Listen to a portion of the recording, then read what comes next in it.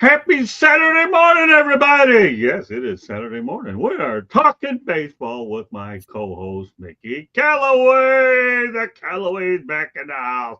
Welcome to our show, Mick. Absolutely. Thanks for having me again, Scott. This is going to Oh, be this a is fun one this morning. this is our show, my brother. Yeah. I'm telling you, this is Scott and Mickey and whoever else wants to join the party. So we're gonna have Eric Katz hopefully next week, and then we're gonna start reeling in some guests as well. So have a busy agenda today. So we're going to start off with this, okay? A do or die for the Yankees. So the Yankees have an interesting 12-game stretch. They ended up with 3 against Houston, and they were able to win 2 out of 3 in Houston. That was good. Last night, however, they lost 7-1 to the Toronto Blue Jays. They get a couple more with the Jays, and then they host Detroit and Boston.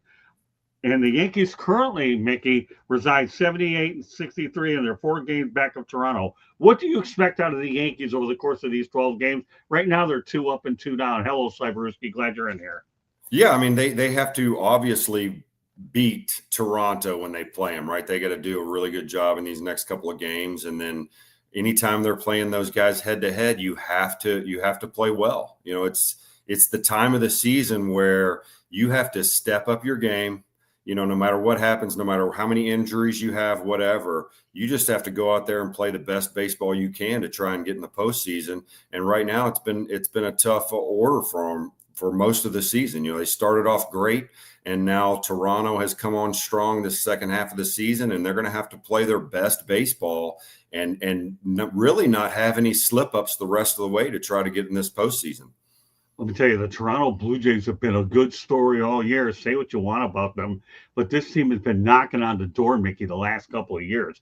They really have. In fact, they recently made a transaction where they claimed Isaiah Kiner Felipa off waivers from the Pirates.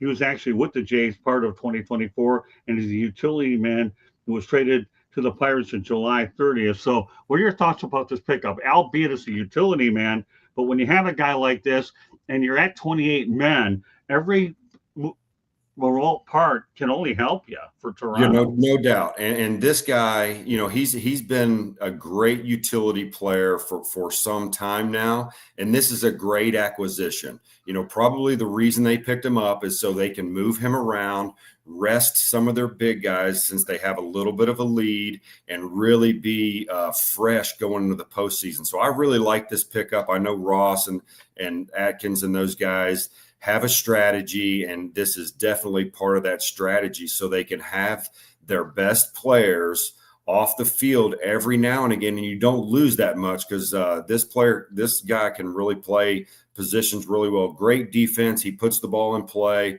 You know, you might lose a little bit of power when he's in there compared to some of the other players, but he's going to be a scrappy little guy that's going to put the ball in play, and you know, you're just going to be able to rest your main guys from time to time. And that's a huge thing going into the postseason.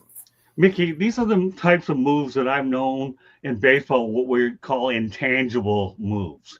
They're not the ones that get the headlines, okay? Like we saw a lot of them at the trade deadline. And on Monday night's edition of 108 Stitches Baseball Talk, we're going to go into some of the major trade deadline news. So we're not going to go ahead and talk about that tonight. Or this morning, excuse me. But the reality of the situation is these are the moves here that most people don't realize. Hey, you know what? A player like that who's a marginal player could make a difference in terms of what you're doing as you approach September baseball leading into October. Mickey? All right. Well, good morning. Good morning, Rob. Mickey is a little bit frozen at the moment, but I'm sure we'll get him back any moment. But meanwhile, Candy, as we go ahead, oh, there he is. Mickey, we got you back. Okay, good. Okay, told you. We're having nice. What's that? Kind of nice. Yeah, I know that you're doing a little bit of construction over at your place. No big deal. So continue on. Called the intangible moves. Go ahead, Matt. Yeah, those type of moves are huge for a team, right? You want these complementary moves to be able to really help you get into the postseason. And like I said before, a player like this really gives you the ability to rest your guys and be fresh when you need to. I wouldn't suspect he's going to play very much against the Yankees or something. But if a guy needs rest, they're gonna put him out there, and they're going to feel very confident that they don't lose very much when he's in there. Well, we'll talk about another intangible move. Walker Buehler has signed with the Philadelphia Phillies just days after getting released by the Boston Red Sox.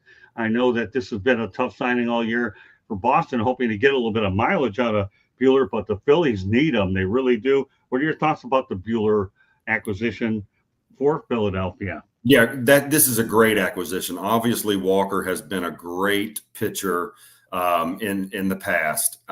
Everybody struggles from time to time. This is baseball. You can go out there one year and put up a 5 ERA, and the next year you can go out there and put up a 2.3, 3 ERA and win some postseason games. I love this acquisition because what do you have to lose, right? You pick him up, you plug him into the rotation. He's going to be better than what you already have in one of those slots. And then, you know what? This guy's pitched in the postseason. An experience, and he'll be ready to go for him, and you'll see what you get. I think that he's got a chance to kind of, when you're a player and you're in a city and you start to struggle, and then things kind of snowball, and maybe the fans aren't digging you a little bit, and then you get a fresh start somewhere else, it really rejuvenates your attitude, it rejuvenates your mind, it allows you to relax and go out there and pitch like you're capable of. Well, guess what? Just show you where this show is going, Mick. Paul Perry, Buenos Aires is in the house. How about that? He says, "Don't nice. I'm telling you, we go out there and get all over the world, people. We do. Am I high on my Diet Mountain Dew? You bet. Then again, I better have Diet Mountain Dew because the University of Miami is taking on Bethune-Cookman. I'm going to need all the Diet Mountain Dew that I can get for what we call a game, which is a mismatch for the ages. But yeah, Paul Perry from Buenos Aires.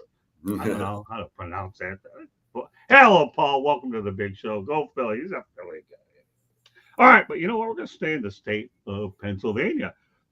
Pittsburgh Pirates swept the Dodgers. Paul Skenes now actually, get this, he lowers his ERA to 1.98. His record is 10-9 in 173 innings pitched. Here's a guy. Can you imagine if he were on another team but the Pirates? But give Paul credit. He's not complaining about what's going on in Pittsburgh, and he's producing. And if there's ever a guy that could be a Cy Young Award candidate for a team like this, Paul Skenes, this guy's an unbelievable pitcher, and he is. And I wish the Pirates had more offense for him. But let's just forget about what the Pirates' woes are. Now let's talk about Paul Skenes as a pitcher.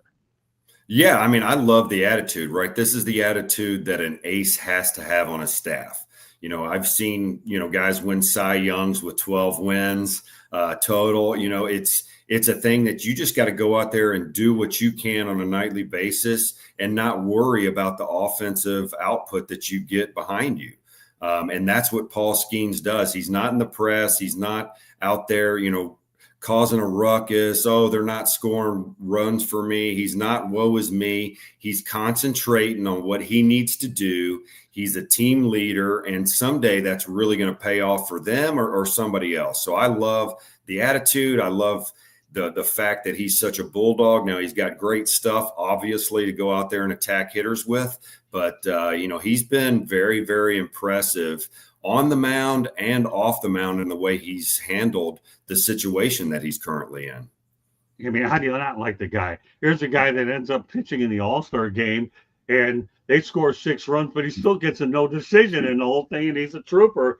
But he's really pitching well, this guy. I don't think he's had one bad outing, and I think the only one he had was against the Milwaukee Brewers, who we're going to talk about in a moment. But other than that, Skenes has really been on point. In fact, you know what? We're going to bring Candy Ebling in for this segment because we're going to talk about the Milwaukee Brewers this morning.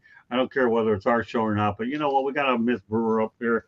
So we're going to talk about her Brewers as well. How do you not bring on Candy Ebling when you go out there and do the segment? By the way, Paul, just so you know, is tuning in is on a train to Mar del Plata out there. So, Mickey, I'm telling you, man, these shows go all over the place. Now, do you believe me? I love it.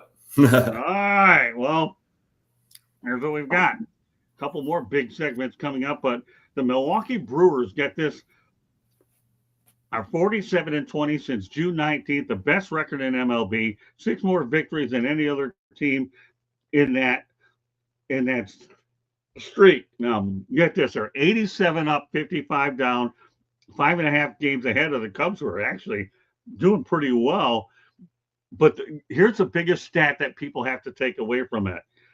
Okay, they've scored 722 runs and they've only given up 557 with a difference of 165. That to me, when you talk about run differential, explains why the Milwaukee Brewers are sitting atop of the NL Central Division. The Brewers are good. They're awfully good, and this is going to be a tough team to beat in the postseason. If they may not have Harvey Wallbangers, but I'll tell you what, they got Murphy's Mashers. What do you think there, man? Murphy's Mashers. Candy, you better remember this for a fire up when you go ahead and mention that. Write that down. Murphy's Mashers, Harvey Wallbangers. This team was looking awfully good. Okay. Yep. So are you talking to me or Mick this time? I'm talking to Mickey first. Gotta go. Yeah, I mean, we've talked about Candy's Brewers quite a bit this year because they've been doing a great job of playing baseball the way it's supposed to be played, right? They're a team. They have fun together. They really pull for one another. Their roster really complements each other. Pat Murphy's done a great job at the helm, keeping everybody even keel. It seems like every time you see these guys go on a streak that it might not end, right? They just play great baseball, consistent baseball. If a streak ends, they start another one. Then they're a great team to watch. And I know Candy's a happy woman this year watching the Brew Crew do their thing.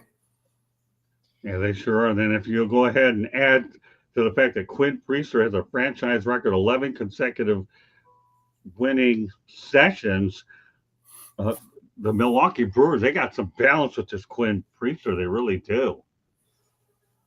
Yeah, absolutely. They like we said before, they really complement each other. They've done a great job of building this roster, and we'll let Candy, the expert on the Brewers, chime in on her expertise. I love hearing her talk about her Brew Crew. She gets so excited. So, Candy, what do you think about what's going on with the Brew Crew this year? For a team that they weren't expected to do to do real well. They weren't expected to be top of the division. The Cubs were expected because they have so many big name players. But Pat Murphy really has this team gelling and playing and having fun. And I think that's the one key takeaway that I've noticed when I've watched some of these games is that they're all having fun and laughing together. Obviously, injuries are going to play a key role because the Brewers, they have some depth, but a lot of it is rookie depth. And so when I heard that they scratched Yelich the other night because of back problems, and now we all know that he went out and had back surgery last year, that was a little concerning. They say he's had mild improvement, so they're keeping him out of the lineup right now for, to rest him up and stuff like that. There are some streaks that I hate. You almost hate to talk about a streak because you don't want it to be broken, but we have some pitchers that are doing really well. Like Freddie Peralta is doing really well as of late, especially. But it's just really exciting.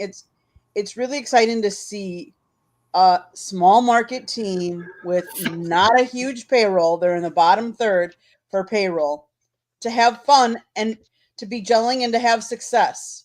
That's the key, I think, is, the Brewers are always, the fan base is there. We're always supporting them, but it's just so much more exciting, I guess, especially since Counsell left and went to the Cubs. He didn't just leave. And I know it was what he wanted. And don't get me wrong, he got way more money. So I don't, discount him or anything like that. But I think that was a little slap in the face to the fan base because he went to a divisional opponent. So I think they all all of us want to see the Brewers take out the Cubs. And I'm just being completely honest on that one. Well, I think Craig Counsell's going to make some noise and the Cubs in the playoffs. They really are in the National League. I think they're going to make noise. But the way Milwaukee's playing right now, they're playing. And I'll say this. I've been saying it all along. Milwaukee is playing on house money. This team hasn't been to a World Series since 1982. 1982. So when you're playing on house money, you're playing on house money. And like Candy said, the Cubs can afford to pay guys a lot more, let alone the fact that their managers get paid a lot of money as well. But either way, it's become a win-win situation. Murphy finally got his shot, and Council down I-94, and you have a natural rivalry anyway. So, but yeah, it is pretty interesting to see the dynamics of how this is all played out for sure. And they Anything really else? want to get to 100 wins. That's one of their goals right now, and they're at 87, so they have 13 to go to get to that illustrious 100 win total for the Well, season. you know a little bit about manager of the year stuff, right, Mick? So the fact is, I think Murphy's probably the odds-on favorite to win that award again. I believe he's the only manager in Cubs in Brewers history to ever win that award. Now the guy has a chance to win it again with a team that obviously nobody expected to do a lot, and yet here they are, right atop there, getting hot at the right time. Skip, what do you think about Murphy's chances of winning that award again? Yeah, I mean, as far as I'm concerned, he should win it, right? I can't see anybody else in the league that deserves it more than him to do what he's been able to do the last couple of years and this year. The consistency of the play that the team has shown is quite remarkable. So, I love this storyline of Craig Counsell leaving, going to the Cubs, and then Pat Murphy taking his bench coach, Pat Murphy taking over. The players not losing a beat because they lost a really good manager in Craig Counsell. They didn't feel sorry for themselves. They just stepped up and started playing almost even better. Both managers have done a great job with their respective teams, and it's going to be fun to see them hopefully square up here in the postseason and get to play each other. I would love to see that. I think this would be one of the most exciting things in baseball in quite some time. And Pat Murphy definitely deserves another Manager of the Year award. Go ahead, Candy. I was just going to say, last night, Quinn Priester went 7 innings for his franchise record 11th consecutive decision. He has not lost, and this is why I hate putting up streaks up there and saying this, but he has not lost since May 13th, when he was acquired from Boston in a trade on April 7th. He was the Pirates' first-round draft pick in 2019 amateur draft. And that's where the Brewers are really, they're finding young players and developing them. And that's what I really love, sticking with these players and not always going out and getting the big splash, because they can't afford all those. I mean, they're a small market team, so they're doing it with no name, as some people would say, no name players. And I just love that. I love to see the hustle. I love to see the camaraderie, and I just love to see them having fun. We always think, and most of us don't even think about it, this is their job, and yet they're having so much fun, which is cool to see. Yeah, these small market teams, that's what they have to do, right? The Rays, the Cleveland Guardians, the Brewers, all of those type teams, their front offices do a great job of identifying players that aren't really having the success that they should have in different organizations. And they figure out that, oh, you know what, we can get this guy, lower his arm slot, or help him with this mechanical thing, or get him to hit the ball in the air or on the ground more and have more success. And these teams have to be able to do that to thrive. And those three teams I mentioned do a really good job. And historically, they've had really good seasons and put together wins over the years with a very, very small payrolls. So that you got to give the front offices credit for those type teams to be able to identify, and then their player development staff to really help these players out to get a quality major leaguer out of them. Yeah, it's called being resourceful is what it is. And that's exactly what you guys are both alluding to, is being resourceful. And I'm telling you, the Brewers are really good at it. David Stearns lived off of that and did pretty well with it until he ends up going out to New York. Go ahead. I probably stole Candy's thunder, but go ahead. I'll stop. You did. That's okay. That's okay. I was going to say that a lot of people didn't think after David Stearns left that we would stay as competitive, and but we didn't skip a beat. If anything, we're doing better. So kudos to, like you said, the whole front office. Yeah, Candy, in those situations, it's never just one guy, right? It's never just Craig Counsell. It's never just David Stearns. There's a whole, 50 people in that front office that have a certain approach. And when one guy leaves, you can maintain that approach as long as you want.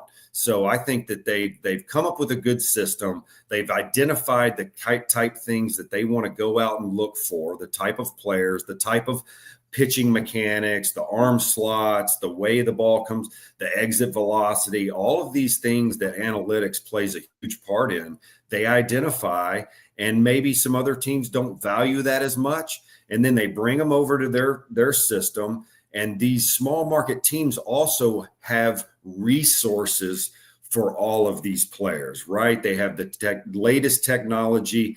They spend money on resources for these players to get better instead of paying the players themselves. So the development part of it is almost even greater than you'll find in a team that's spending $600 million.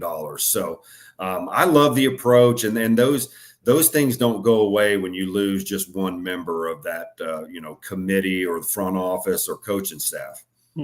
Great insight, Matt.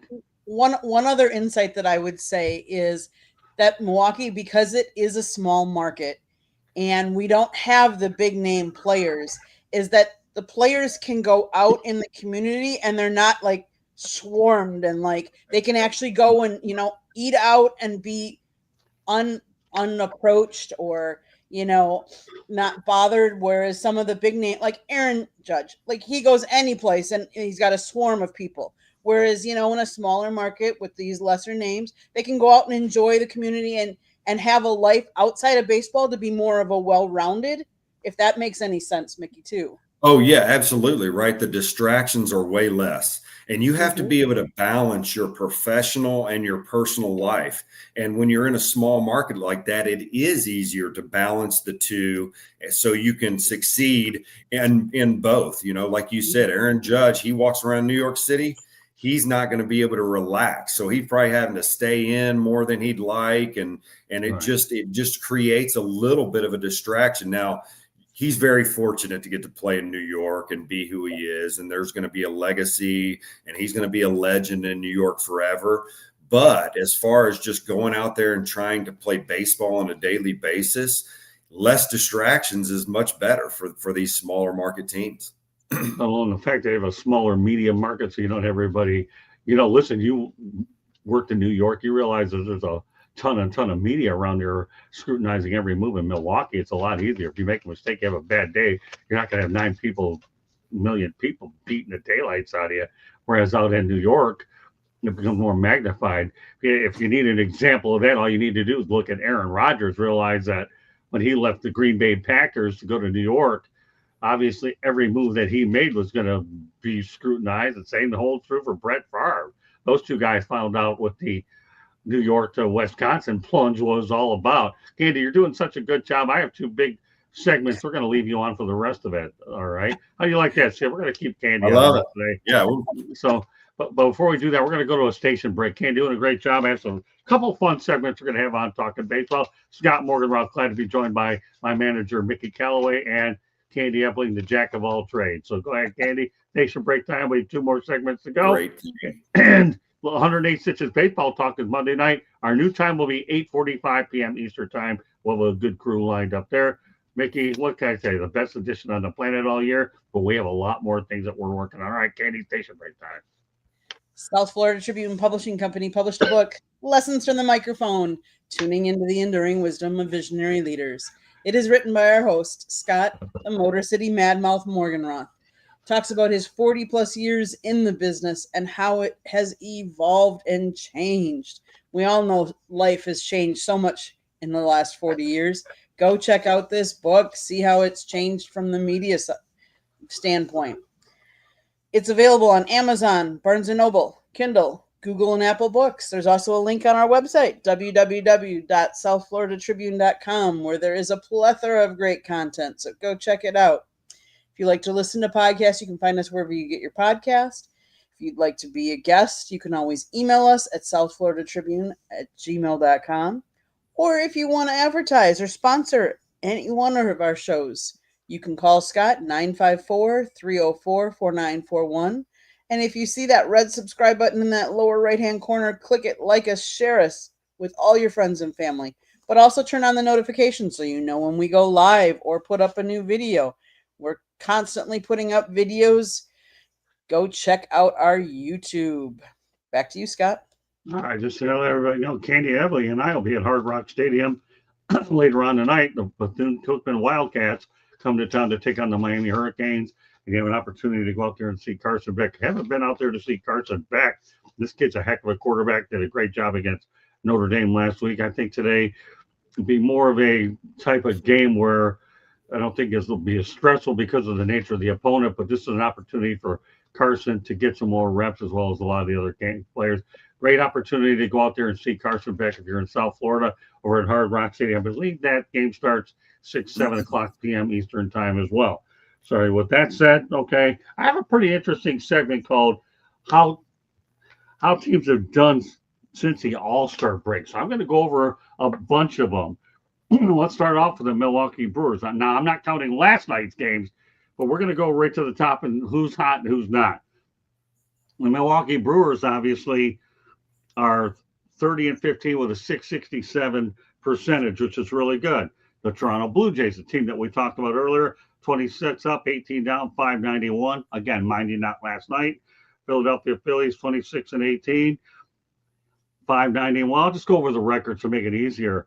The Boston Red Sox are 25-18. The Pirates, a team that we mentioned earlier, and we're going to be talking about them more on Monday night, are 25-19. They made a managerial change, and it seems to have worked out for them. The Yankees, 25-19.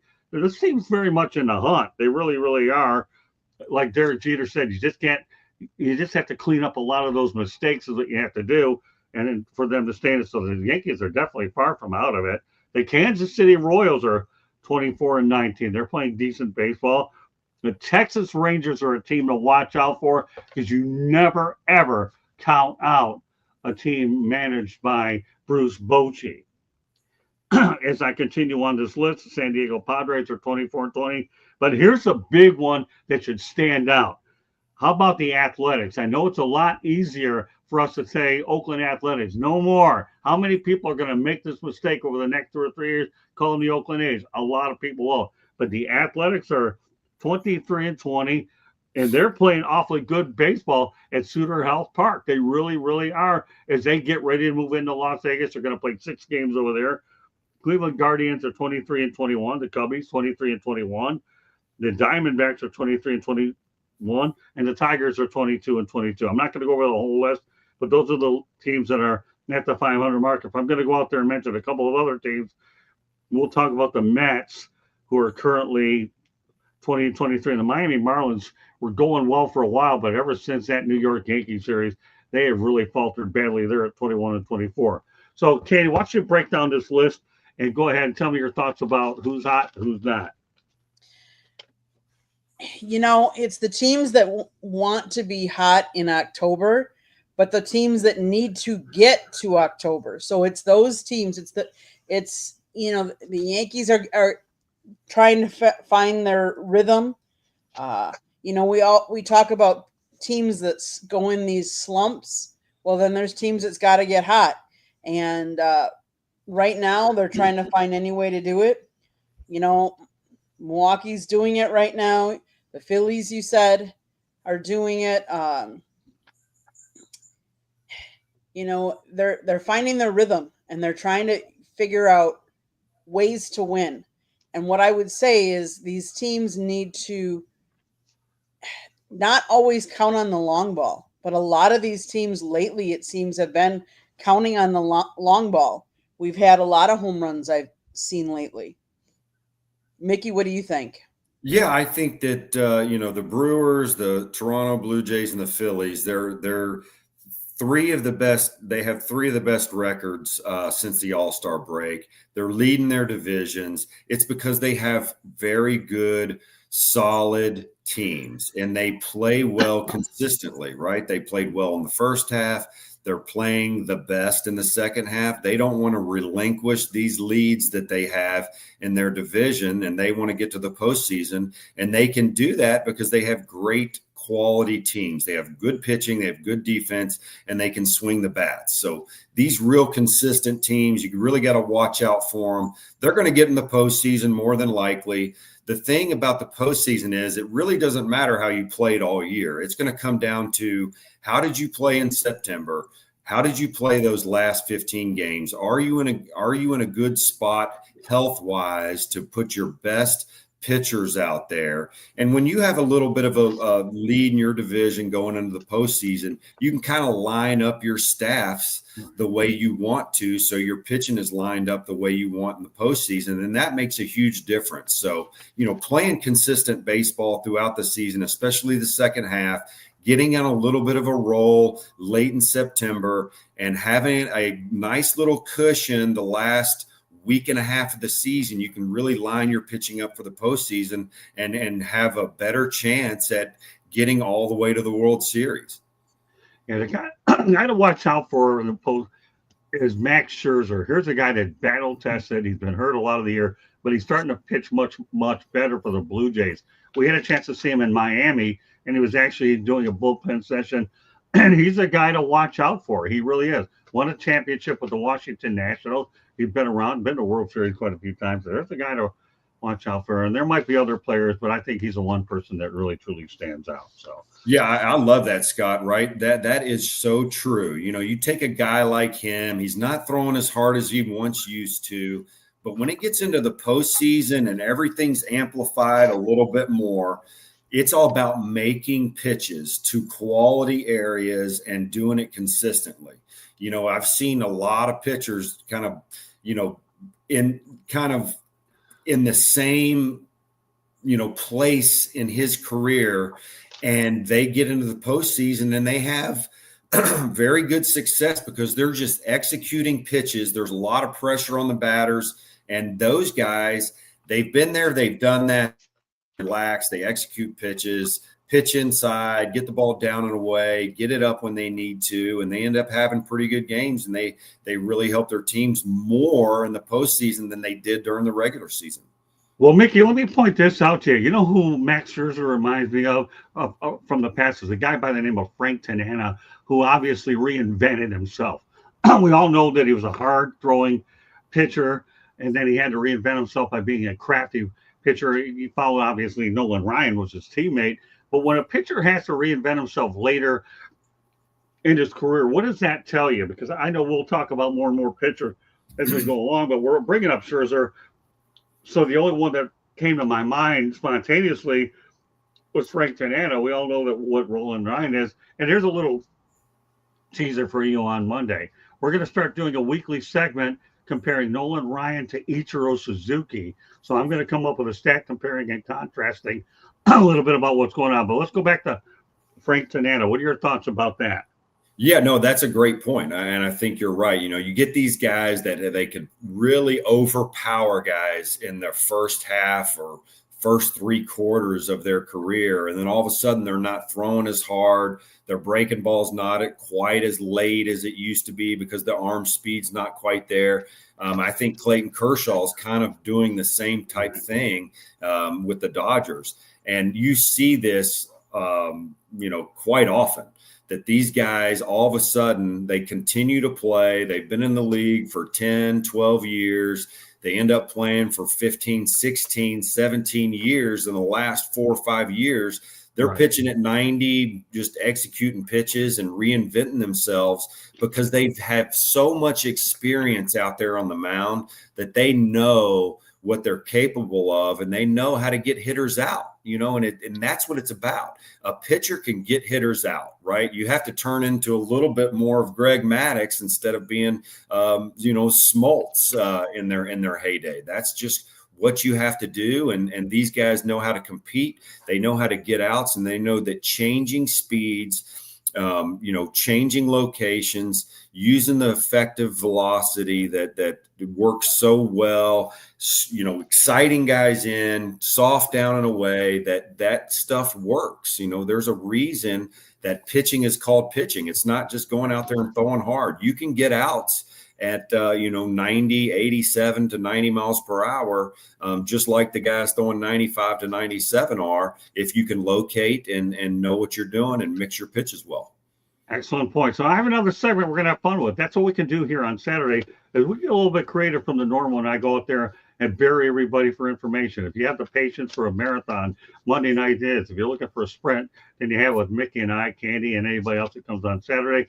Next Saturday, Eric Katz is going to be showing up, and we love Candy when she fills in from time to time, because if there isn't a more knowledgeable baseball woman on the planet, find it, because Candy is unbelievable. She is. If she brought up a Brewers person, and her dad was an usher at Miller Park County Stadium, wherever the heck he was. I don't think he. I don't know. Yeah, it's both. So we're gonna have a little bit more fun here today. And that's just. And by the way, a special thanks to Jim Riggleman, who came on last week's edition of Talking Baseball. Hoping to have Jim on again at a later date. But I want to have more fun. Let's go ahead and do it. So who wins? What do you mean by that, Scott? Well, let's say most home runs in the season versus best average in the season. So I'm going to have Candy and Skip pick either one, and I'm going to do one as well. Okay, some of them might be a little bit easier than others, but we're going to break everything down by position. So let's do that. So we're going to have Cal Raleigh, who's got 50 home runs as a catcher, and Joe Mauer with a 365 average for Minnesota. Candy, who would you like of the two? Cal Riley. What about you, Skip? Yeah, I think Cal Riley, just because being a catcher, going through that grind, we've talked about this before. I think we've talked about it on Monday nights. Being a catcher is the hardest position on the field. You have to sit in every advance meeting for the hitters, the pitchers. You got to know everything about the pitchers and how they can attack hitters. You got to know all the signs, right? There's just so much that goes into a catcher, and to be able to go up there at the plate and hit 50 plus home runs is quite the accomplishment. Now, hitting 365 in the big leagues for a season, if you're Joe Mauer, is quite the feat in and of itself. So that's a tough call, but I'll go with the power numbers this year, because it's just so rare that a catcher can go out there and hit 50 plus. All right, you know what I'm going to do? I'm just going to go the other side for one reason, because Joe Mauer's in the Hall of Fame. I'm waiting to see what Cal Raleigh will do. That's the intangible. We got to be a little different to keep the segment fun. But hey, listen, you can't go wrong if you're Cal Raleigh. And besides, Cal Raleigh has a city named after him called Raleigh, North Carolina. How about that? Of course, if I sit there and play that game, I can sit here and tell you that I have cities named after me all over the country, called Bullhead City out in Arizona.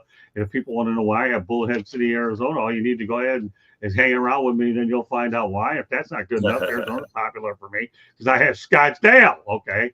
And that everybody knows there's a lot of money out there. But no, I'm going to go out with Joe Mauer, only because of the fact he's in the Hall of Fame. But you know what? That's why we have some fun with the whole thing. Oh, but this one even gets better. We're going to go to first base, Skip. Yeah, Mark McGwire against Rod Carew. All right, Candy, you can start off. I'm gonna take Rod Carew. Okay. Just because he was an all around. I mean, he's in the hall. I believe he's in the Hall of Fame. He had an historic career, so I'm going to take Rod Carew. What about you, Skip? Yeah, I mean, you can't go wrong with either, just like everybody on these lists. But hitting 70 home runs, that's pretty amazing. If you look down the right side of our list here, there's a lot of guys kind of in that 360 to 380 area, and 70 home runs, that's pretty amazing. So I'm going to go with Mark McGwire. I'm going to go Rod Carew.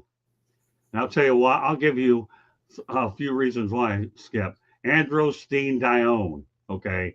That's a medication he was on, and it was part of that steroid era. Nothing against the guy. He saved baseball with Sammy Sosa. He really did, because of that home run king. But I got to go with Rodney.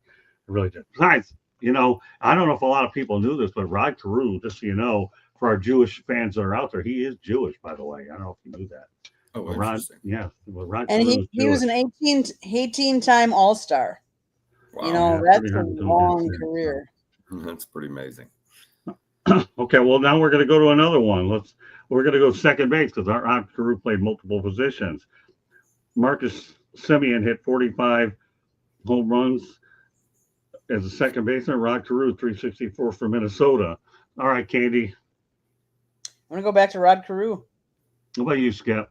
Yeah, I got to go Rod Carew on this one. I mean, it obviously 45 home runs out of a second baseman is very impressive, and I like the way Marcus Simeon has swung the bat over the years. But like Candy said, Rod Carew, 18 All-Stars, hitting 364 once again after a 388 season or before. That's just amazing, that consistency that he's able to go out there and swing the bat that way. Well, I mean, it's a no-brainer, Rod Carew. I mean, let's face the reality. He did everything right. All you have to do is look at the amount of appearances in the All-Star game. So, but now this one's the most interesting one of the group.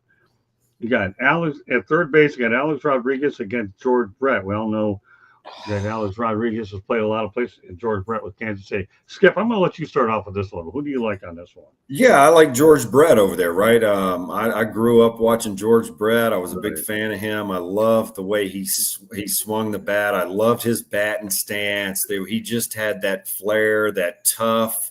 He went out there and played like nobody's business, right? Just always hustling and hard-nosed baseball player. So I really like George Brett on this one, hitting 390. Almost getting to that 400 mark, a few more hits probably in the last month, and he hits 400. That's pretty amazing. All right, Candy.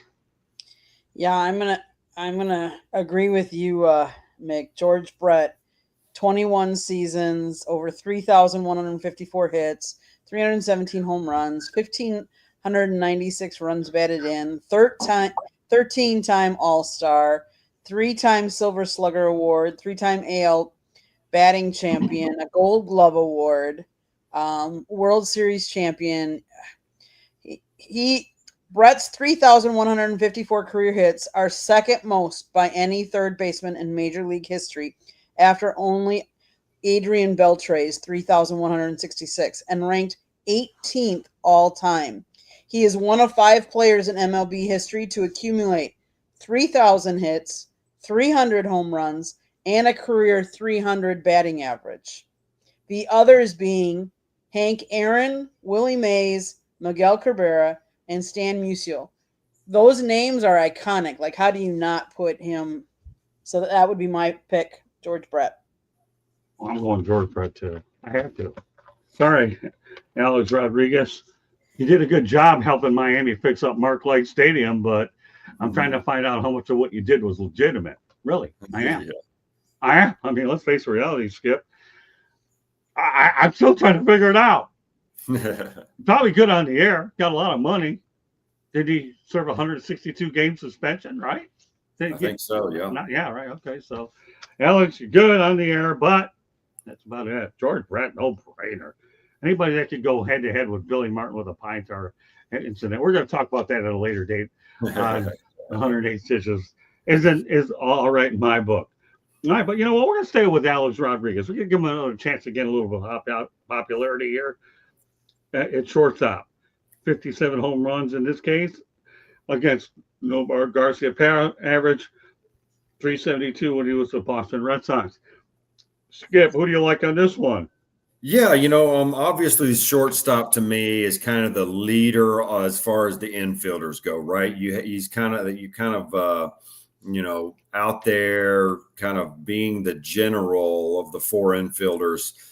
So that is a very difficult position to play. You always want to be strong up the middle. So both of these accolades, 57 homers and hitting 372 for Nomar Garciaparra, those are great numbers. I'm going to go with Nomar on this one. I really loved watching Nomar. I loved his routine in the box, right? I talk about this to my players all the time.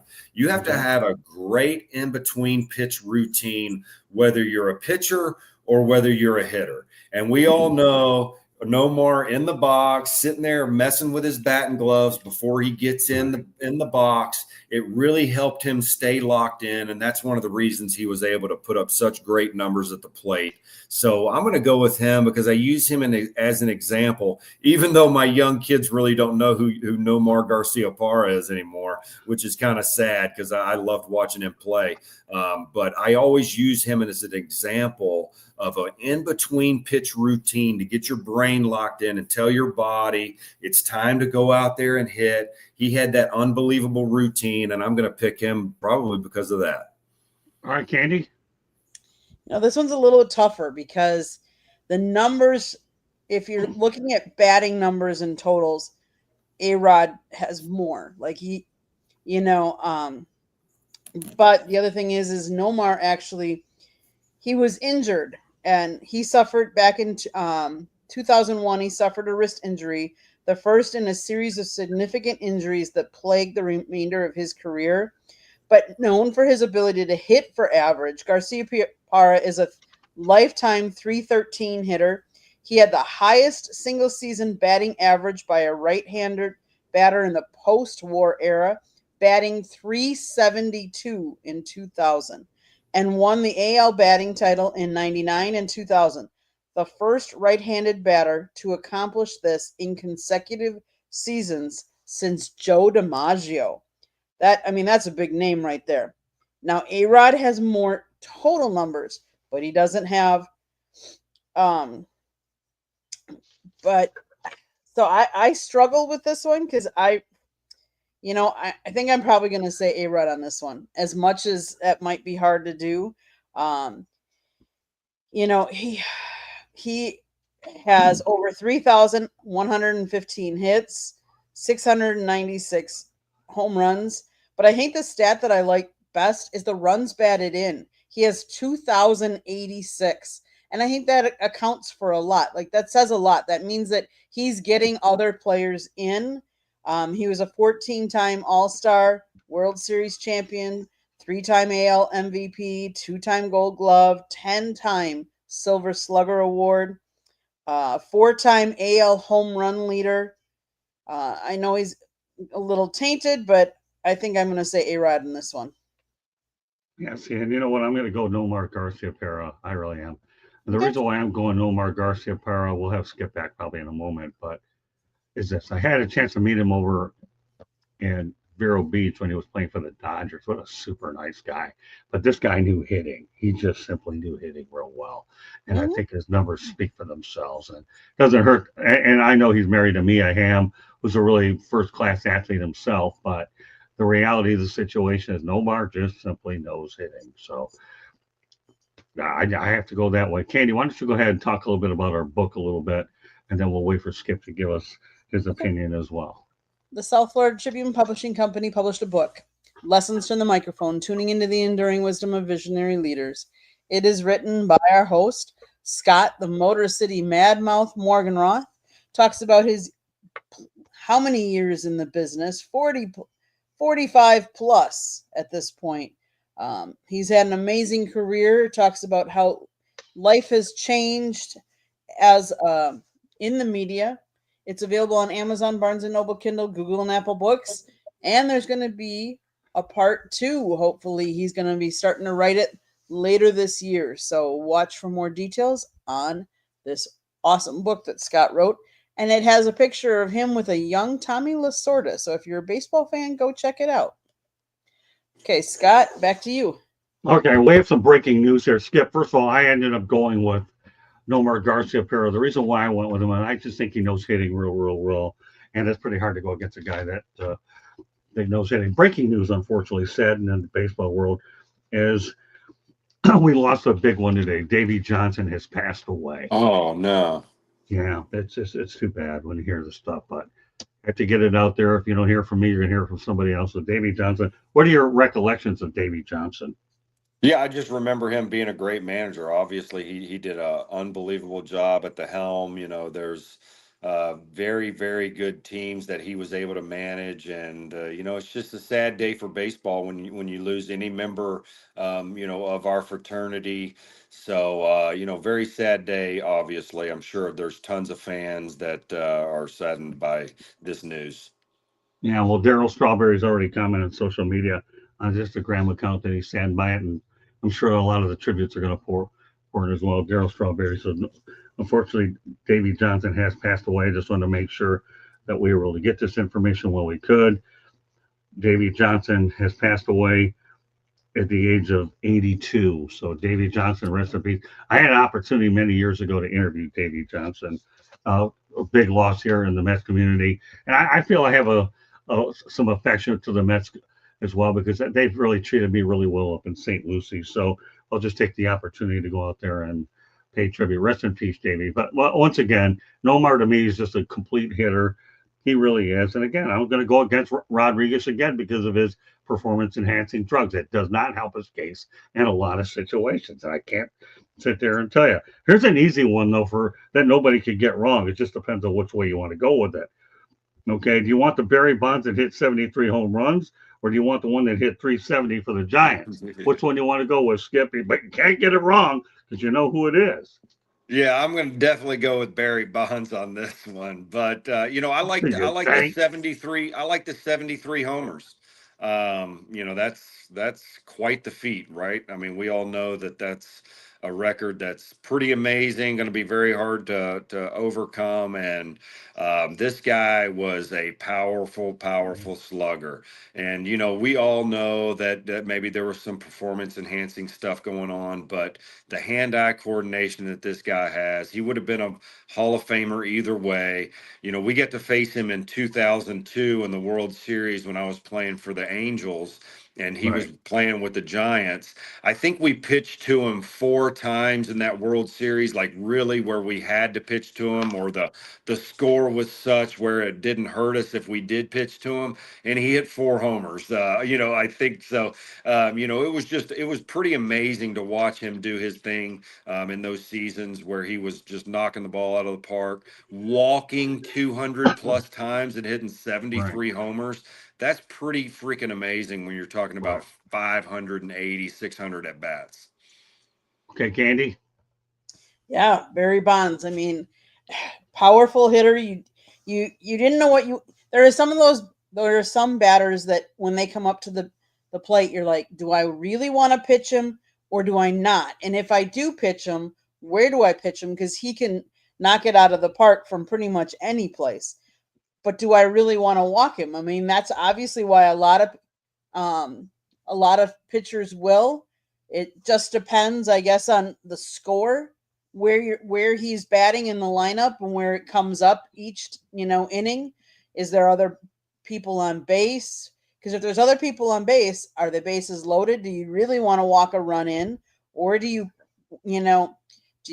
pitch to them and run the risk? Because let's face it, most of those batters that hit a lot of home runs, it's either all or nothing. It was either a home run or it was a strikeout. So you had to decide which do I want to do. But Barry, I mean, yes, he had power behind him. So yeah, in case you haven't heard, sad news: Davy Johnson has passed away at the age of 82. Also, keep in mind what he did. He did a good job with the Washington Nationals as well. This guy won wherever he went. Now, here's where it gets interesting for me on this one. I'm going to say Barry Bonds to the 73, but if that batting average takes place in Pittsburgh, I'm going with the Barry Bonds in Pittsburgh. That's what people have to understand, because this guy could steal bases then, and that's when the batting average would mean a lot more with Pittsburgh. But because it was with the Giants, and you're forced to take between the two Giants selections, you go with the home runs. Yeah, certainly he walked a couple hundred times, but you have to break down Barry Bonds' career 2 ways. One, in Pittsburgh, where I thought he was a 40-40 player. You get 40 home runs, 40 stolen bases, versus the one where we all know that he didn't use Big Macs to get big. He used Balco. So you have another a B for a B, Big Mac versus Balco. And that's where the differential ends up being. So I'm going to go with the home run totals. But that's why it was an interesting one. 3 more to go. This is a pretty interesting topic. Doesn't it make you think a Yeah. little bit? Yeah, I love it. Yeah, this is a great idea. Now, hopefully, a lot of people, when they watch it on YouTube, will give us some opportunities to give us some comments. Anxious to hear what y'all have to say. So, Barry Bonds in left field, that is, we know. So now we're going to go to center field. We got Aaron Judge, 62 home runs versus Josh Hamilton, 359 with Texas. All right, Candy. I'm gonna go with Judge. I mean, he just is an exciting player, exciting guy at the plate. You want to watch him, you want to root for him, and he hits the long ball. And let's face it, in today's game, that's what everybody wants to see. Is they want to see the long ball. Skip. Yeah, you know what? I'm going to go with Josh Hamilton. I love No. Aaron Judge. I love the way he is, the person that he is, the leader that he is for the Yankees. Josh Hamilton was this rare talent that comes around every now and again. You know, he had his issues with some other stuff off the Right. field, but man, when he was on the field, he was special to watch. I was playing for AAA Durham when I was with the Rays, and Josh Hamilton was in high school, and he came out to our AAA stadium there in Durham, and we worked him out, and we got to see him hit and throw from the outfield, and we were all blown away. I mean, this was a high school kid, and we were in AAA. We had guys like Joe Oliver, Pat Borders, Norm Charlton, just got, Terrell Wade. We had some pretty big Right. name guys that had played in the big leagues, and we were all sitting there in awe of this 18-year-old. And I felt like he could have probably played on our AAA team at the time, being a high schooler. So I really enjoyed watching Josh play and getting to know him a little bit with the Rays. But unfortunate stuff happened to him off the field. But it sounds like he tried to make the best of he could, of his situation. But man, did he put together some good years, and that's a great batting average in that season for a center fielder. Yeah, you know what? The only thing I'll say about Josh Hamilton is I wish we could have saw more. I Yeah, really do wish we could have saw more. he But would in have been this a Hall particular, of Famer for sure. yeah, no, and that's exactly where you were going. GMGA, great minds think alike, Skip. That's what I think. But in this case, it's hard to go against Aaron Judge. It just is. Yeah, But, he's the captain, right? yeah, well, Aaron Judge is Aaron Judge. He's an impact player. Seems to hit a lot of home runs year in and year out. He's consistent with. But Josh Hamilton is a what could have been type of player. He was definitely an outstanding player when he was playing, when he was on. But again, I wish I could have saw more. The next one's even more interesting. That's why I got two more. Now you got 66 home runs for Sammy Sosa in right field, or Larry Walker with 366 batting average for Colorado. Let me break this one down a little bit. Everybody's going to talk about Sammy being on steroids, but then the steroids of ball fields is Yeah. Coors Field. So, Skip, I don't know what to say, and I have loyalties to both of them. I worked with Sammy with the Gastonia Rangers back in 1987. He was my guy. And then I also had a chance to interview Larry Walker in the Cactus League years ago. I love them both, but I'll get to mine last. What do you think about these two, Skip?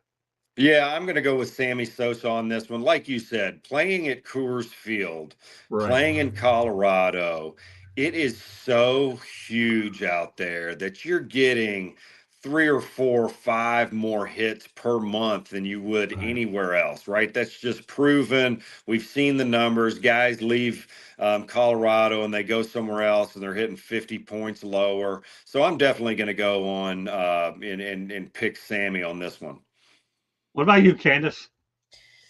I'm going to pick Sammy only because of the excitement and leadership he brought. Yeah. Like that year, him and Mark McGuire were going at it. That brought baseball back. That really brought some excitement and everything like that. And so I'm gonna say Sammy.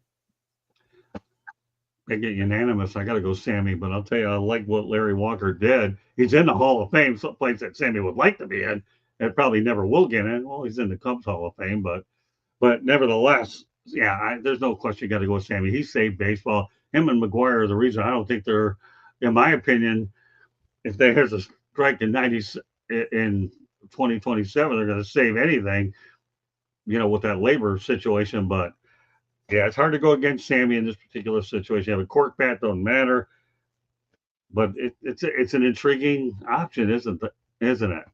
Hmm. Absolutely. You've come up with a couple of them that are very intriguing and not easy.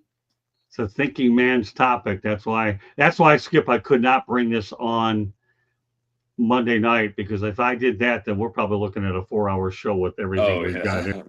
There's no way I could bring this on Monday night. That's what differentiates a Monday night show versus Saturday. We can have a few. Hey, Joshua Dore, glad you made it in here. I know you were probably working. You're watching another show. That's okay, but I'm glad you made it on here. So be able to do one. Last one here. You got the designated hitter. Boy, this is a no-brainer if I ever saw one. David Ortiz with 54 home runs, and you got Ichiro Suzuki with 372 for Seattle. All right, Skip, give me the obvious choice here because I think there is one. Yeah, I mean, I'm going to go with Ichiro on this one. Actually, I loved, getting to face Ichiro, and what a great player he was. The a massive hits that he acquired throughout his career, both in Japan and in the U.S., is pretty amazing. And he was one of my favorite guys to watch as well growing up. And then I ended up getting to face him. I remember throwing him a fastball that almost hit him in the front hip, and he stayed inside it and hit it right back up the middle and almost hit it off my face. Oh, So did you really? Wow. yeah, he was quite the hitter, and it was exciting to get to face him in the big leagues. Well, did you know he played for the Miami Marlins? I think he recorded a Yeah, 3,000 hit with absolutely. the Miami Marlins. Oh, all right, Marlins, get a little press. Thanks to Ichiro, anyways. Candy. I'm going to go with Ichiro. I mean, he is a former professional baseball outfielder who played for 28 seasons. He played the first 9 years of his career with the Oxy Blue Wave of Nippon professional baseball, and the next 12 years with the Seattle Mariners, 2.5 seasons with the Yankees, three with the Marlins, before returning to the Mariners for the final 2 seasons. He won 2 World Baseball Classic titles as part of the Japanese national team. He is regarded as one of the greatest contact hitters, leadoff hitters, and defensive outfielders in baseball history. Now, think about that. In baseball history, in leading all three of those areas, that is unheard of.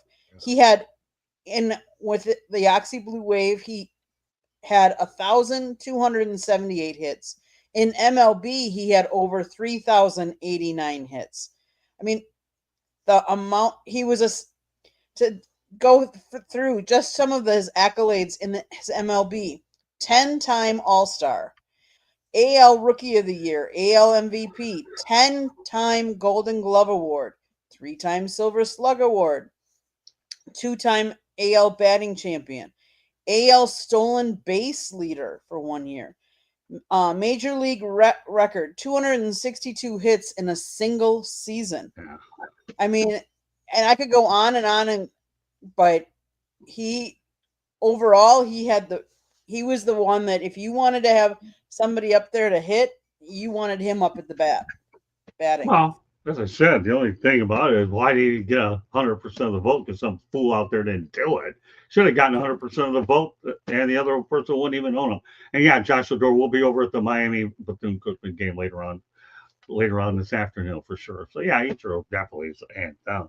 David Ortiz to me is going to be one of those question marks a lot of people wonder about. But one thing that got him in the Hall of Fame is he couldn't prove that he did anything wrong. Number one, and number two, he was popular with the media. If you're popular with the media, then you don't bite the hand that feeds you. The one thing that plagued Barry Bonds was the media hated his guts, and everybody loves Ortiz. And why do you think that Ortiz is on Fox's coverage and Barry Bonds is somewhere out in wherever he's at? Even my man Don Mattingly hated his guts and only could work with the guy for a year. So, he could. Don Mattingly's attitude was either he goes or I go. And thankfully, the Marlins ownership thought better of it and got rid of Barry, who was a one and done. Like many of my old dates back in the day until I landed Candy, then it became a different situation. Had to get my personal life in there a little bit. What a show we've had today talking baseball. My goodness. So, anyways, Candy, as we get ready to wrap this puppy up, Skip, before we go ahead and let it go, why don't you tell us a little bit about how your lessons are going over on the ranch and what you're doing these days to keep yourself busy? I know you have a new ranch over, so go out there and the floor is yours. Yeah, you know what? Lessons are going great. I'm really enjoying teaching these young kids the game of baseball. They have such enthusiasm every day when I get to see them. And, this is a time in my life where I'm just really enjoying, getting to give back to the kids and really help them in their baseball careers. And to see how quick they improve really makes everything worth it. So I'm really enjoying myself and doing as many lessons as I possibly can. And I'm out here working on this farm during the day and doing lessons in the late afternoon and evening, and really enjoying it. See, now I have to tell you this, Skip. Okay, you realize there's an acronym I'm going to use a lot, so this is the first time you'll hear it, and many. But before I get to that, Cyberuski actually has a good question here, so I owe it to the guy. He says, "Question for Skippy: What are your thoughts on players who cheat in MLB?" And I think that's a fair question that a lot of people can ask, and I think this is fair. So go ahead, the floor is yours on this. Yeah, you know what? I played during this steroid era in baseball. I was pitching, I was throwing 88 to these guys that were probably doing some performance enhancing drugs, and they were tough to face. I think it's unfortunate that the game went in that direction at that time.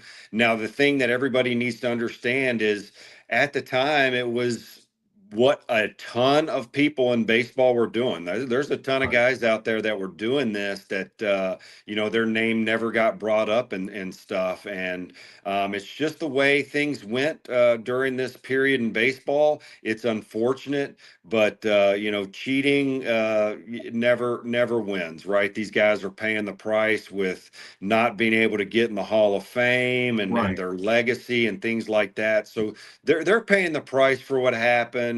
I think at the time they thought, well, everybody else is doing it, I'm going to do it too. So that's a great lesson in this world. Just because everybody else is doing it doesn't mean you can do it. Hey, look, we're all human beings. We all make mistakes. Right. These guys' mistakes are in the spotlight, but it's a tough thing for baseball. Baseball got through it, and now we're in a much better spot. We're testing. There's not as many guys doing it. And if you do it, you're going to get busted now and you're going to get suspended. So I think baseball's done a great job of kind of knocking it out of there.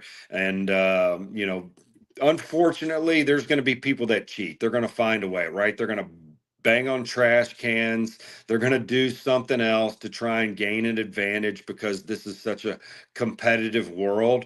But go out there, do it the right way, and compete Wow. the way you're supposed to, and compete fairly. It's only fair to the fans to do it that way. All right. Well, give Joshua Door the obvious answer that we already know. He says, "Were you on the PEDs?" Go ahead. Oh no, absolutely not. I threw Okay. 88. Yeah. I think I would have thrown a little bit harder if I had. I did use pine tar. I see this question up there. I did use pine tar back in the day. Most of us did.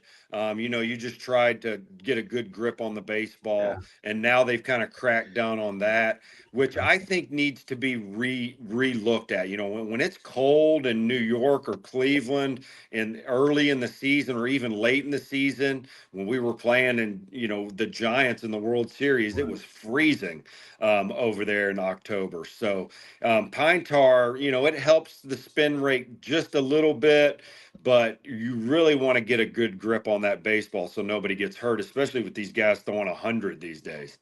All right. Well, here's a fair question. Was it illegal when you used it, or Yeah, so I think it was legal. They didn't check for it. Everybody did it. So I think it was more of just a standard thing to try to get a decent grip on the ball. How we did it was we'd kind of just apply it in between innings, and then we'd go out there and just use the rosin and it kind of make your hand tacky. And it was something that people just did. good questions in the chat room? This is what we look for. These types of questions are very fair questions that we certainly go out there and like to answer. This is what this show is all about. We're out here to educate people, and these are questions that, as far as I'm concerned, are really important to get out to the public so they understand the nature of what they're all about. Great stuff, Cyberowski and Joshua Dorr. These are the types of questions that we look for out of you guys. So, with that said, as we get ready for college football today, can't skip anything else you want to put out there. We talked about your lessons, but let's face the reality. You probably have a lot of other things. So, what would be your lesson of the day? How about if we ask you that you'd want everybody to go out there and see if they can digest? Yeah, Well, I here, think well, I think Joshua Door's since got another question. What should MLB do to make the game more exciting so people like Josh and the guys who think baseball is very boring will start watching? Actually, that's a pretty good question. And then you could go ahead and answer the other one. Yeah, I think that we need more stolen bases. I like watching the small ball, right? Instead of sitting there watching the game, waiting for a homer. Homers don't happen all the time. So you're waiting for 4 or 5 homers a game. I want to see stolen bases. I want to see bunts. I want to see the defense having to make great plays. The third baseman coming in on a bunt with first and second, the pitcher fielding it, trying to throw the guy out at third. All of that stuff is more exciting to me than just waiting around for the long ball and seeing guys strike out. I want to see more contact. I want to see more excitement. I want to see more movement on defense. I want to see all of the small things in baseball, and that makes it more exciting to me. I love that the games are quicker because the Right. games did get a little long at a certain point in time. I love that they're quicker, but I want to see more stuff happening on the bases. The And I want to see strategy. more defense and more strategy. Absolutely. Yeah, he said Joshua Door says we're colliding with the catcher. Well, Yeah. if you're on the wrong end of Joshua, that. you should look back at yesterday's Tigers White Sox game because there was a collision between the pitcher and the catcher last night on that game. Yeah, Oh, there wow. was. I was on the wrong end of a lot of those collisions, and so was Ray Fosse. What happened with Pete Rose, and that was a shame. What happened to Ray, especially since it happened in the All Star game. But once again, though, Joshua Door, some really good questions, and Cybrewski, those are some pretty good ones. Matthew Segerman, bring back Roy, 550 home runs and 108 miles per hour fastball. Well, I mean, those are pretty good numbers, without a doubt. Yeah, so I see Cyberuski just asked if I ever got in a fight when I was playing. So I was playing in AAA at the time, and Lou Merlone, who now has a show in Boston, I think a radio show, talks about the Red Sox. He played in the big leagues with the Red Sox a little bit. Well, he was down on rehab assignment, and I hit him twice. And the second one, and neither one was intentional. The second one, I was trying to go down and away, and I just missed up and in and hit him in the head. He charged the mound, and we had a big fight there. So we've got to talk about it, since then. I think when I was managing the Mets, we went into Boston and we talked about it on the radio. He and I.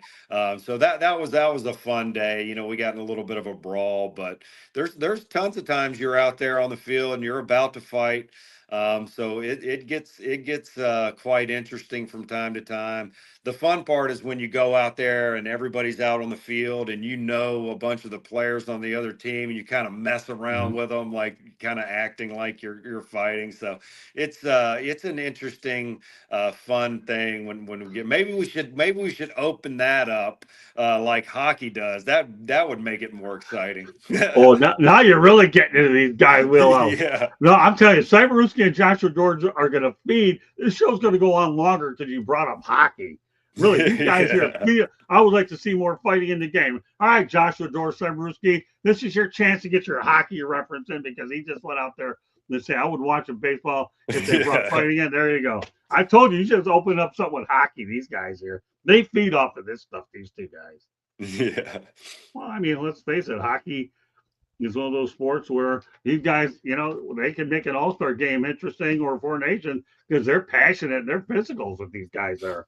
I give them a lot of credit. They probably get more. They probably have the highest dental bills on the planet, but they play hard and they're probably the most underpaid athletes of the four major ones. But the problem that you have in this particular situation is their TV contract doesn't measure up. But yeah, you can't fall asleep during a hockey game. You can fall asleep during a baseball game for sure. Yes and no. I mean, if you understand the game of baseball, you won't. But hockey, you definitely won't fall asleep as well. But my friend Bob Ryan once told me it's hard to cover hockey because once you cover a goal, that's about all it pretty much is. And then you can't it's hard to cover a hockey game. So there's trains of thought for both, but I can appreciate both as well. All right, Skip, go back to your lesson of the day. But these guys are on a good roll. So as far as I'm concerned, I wanted to let them get it. This is this is the type of thing where these are excellent questions that these guys are bringing up, and I'm glad we're getting them out there, especially for those that want to watch later on and listen to it later. So these guys are on a roll today. Yeah, I think they had their Wheaties today.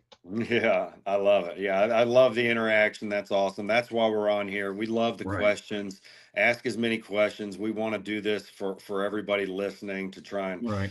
really let them get as much insight as they possibly can. And since we're talking about that kind of stuff, I think that let's talk about the pre-pitch routine, right? This is something that's so important. I teach all of my guys this. We talked about Nomar Garcia Parra's pre-pitch routine before he got in the box to reset his brain.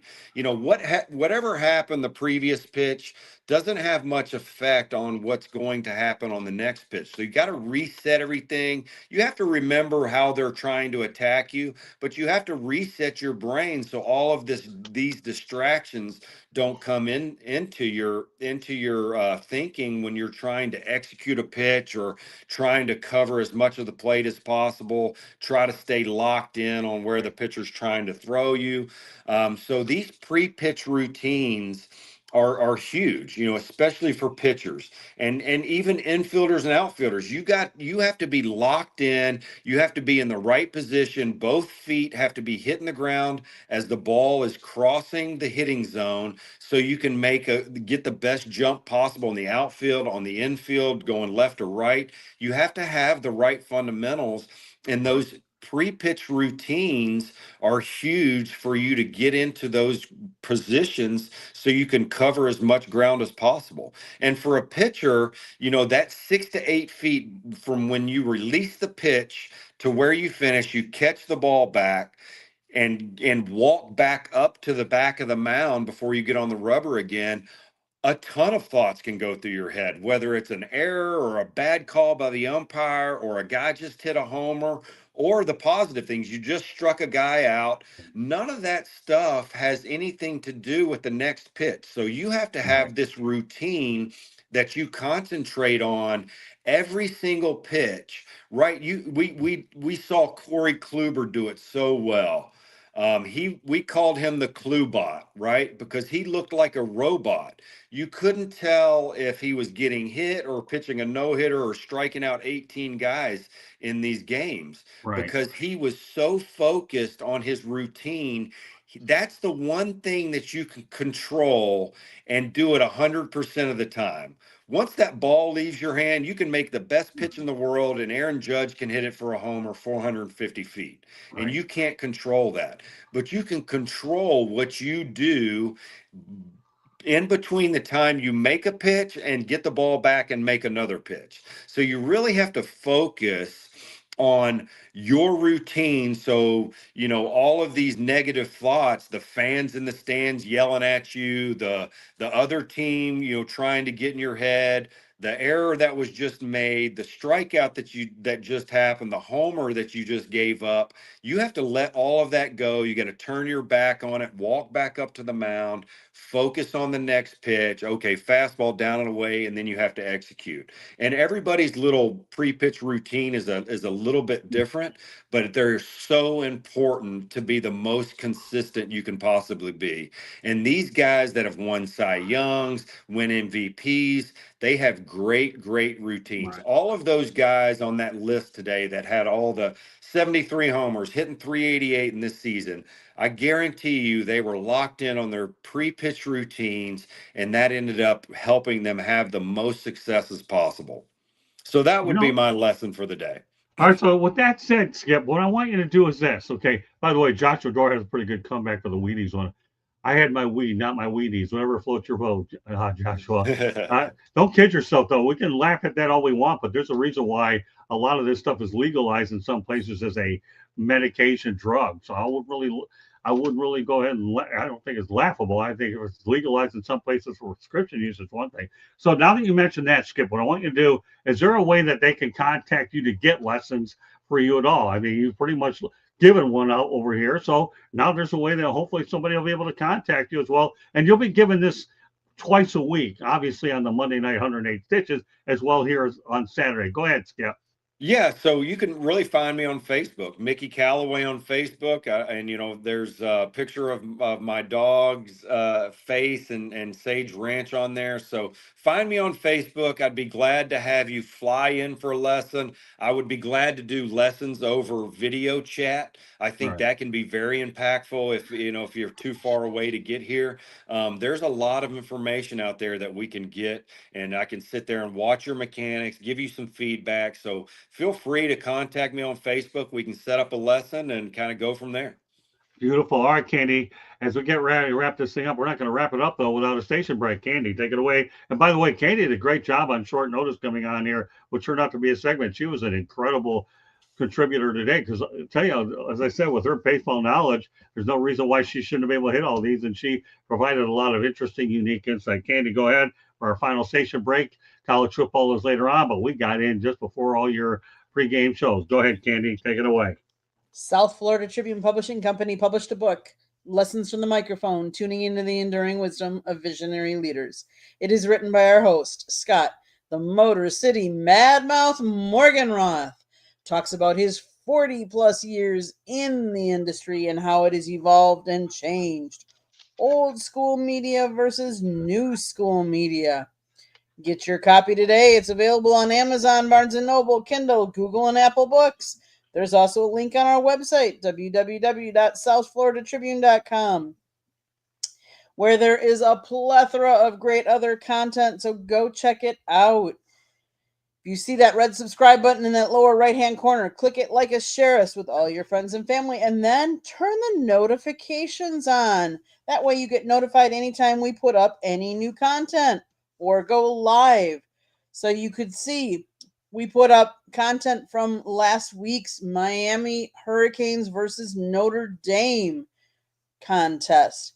We have pregame, we have postgame, we have postgame interviews with Carson Beck and Mario Cristobal and the like. So go check that out.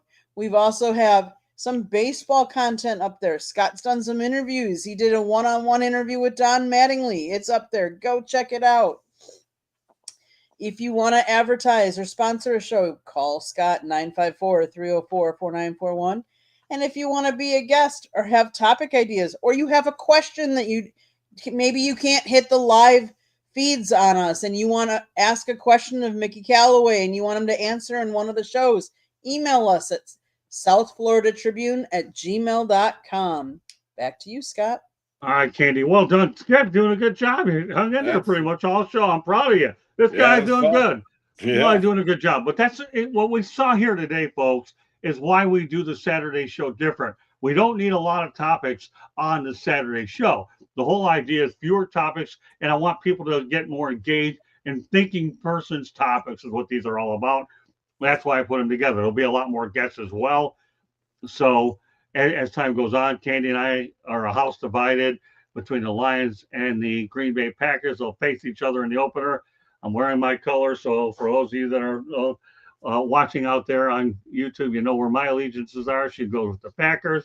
I'm not going to make any predictions. I think I'm wearing it anyways. But with that said, that does it for this edition of Baseball Talk. With my name is Scott Morgan, along with Mickey Callaway. Candy Ebling is great, nice enough to join us today as well. Of course, we give her a reason with the Milwaukee Brewers, but she's always a great pinch hitter no matter whether the Brewers are on or not. So we hope you've enjoyed the show. Please share the show with your friends, family, and all that.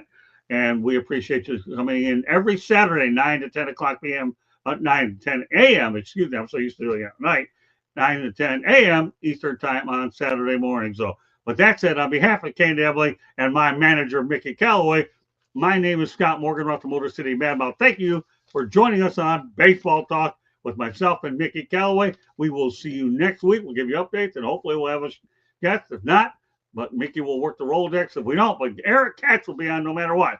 So Cyberuski, Josh Shador, they have Katsy in the house. So take care, everybody. See you next week. Have yourself a great weekend, everybody. Bye now.